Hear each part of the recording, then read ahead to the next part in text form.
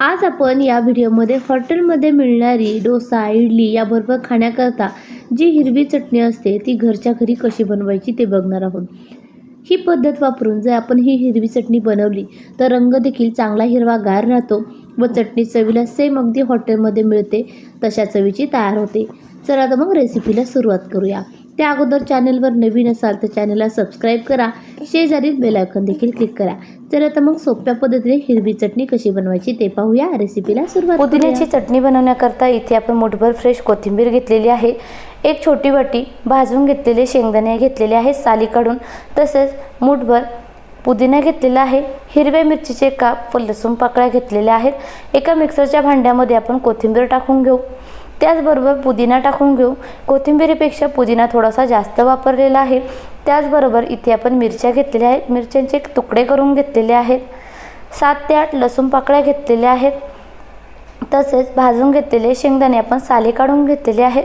तसेच 1 चमचाभर जिरे टाकून घेऊ, 1 चमचाभर साखर टाकून घेऊ। साखर ऑप्शनल आहे। तसेच चवीपुरतं मीठ टाकून घेऊ। चटणी आपल्याला किती घट्ट किंवा पातळ हवी आहे त्यानुसार इथे आपण पाणी टाकून घेऊ। पाणी ते थंड पाणी वापरायचं आहे, त्यामुळे या चटणीला छान हिरवागार रंग राहतो। मिक्सरला आपण छान चटणी वाटून घेतलेली आहे, तुम्ही बघू शकाल एकदम छान हिरवागार फ्रेश रंग राहिलेला आहे। चटणी आपण एका वाटीमध्ये काढून घेऊ। आता आपण चटणीला फोडणी देऊन घेऊ। त्याकरता एका छोट्या पातेल्यामध्ये 2 चमचे तेल छान कडकडीत गरम करून घेतलेलं आहे। त्यामध्ये अर्धा चमचा मोहरी व अर्धा चमचा जिरं घालून घेतलेलं आहे।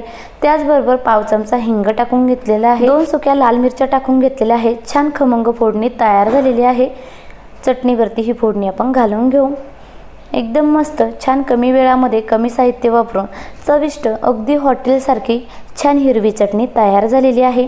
ही चटणी आपण इडली, डोसा, उत्तप्पा तसे जेवताना तोंडी लावण्यासाठी देखील बनवू शकतो। चवीला खूप छान लागते। तुम्ही सुद्धा ह्या सोप्या पद्धतीने एकदा ही हिरवी चटणी नक्की बनवून पहा। ह्या पद्धतीने चटणी बनवली तर अगदी हॉटेलसारखी चटणी तयार होईल, तसेच छान हिरवागार रंग राहील। रेसिपी नक्की बनवून पहा आणि कमेंट बॉक्समध्ये नक्की कळवा।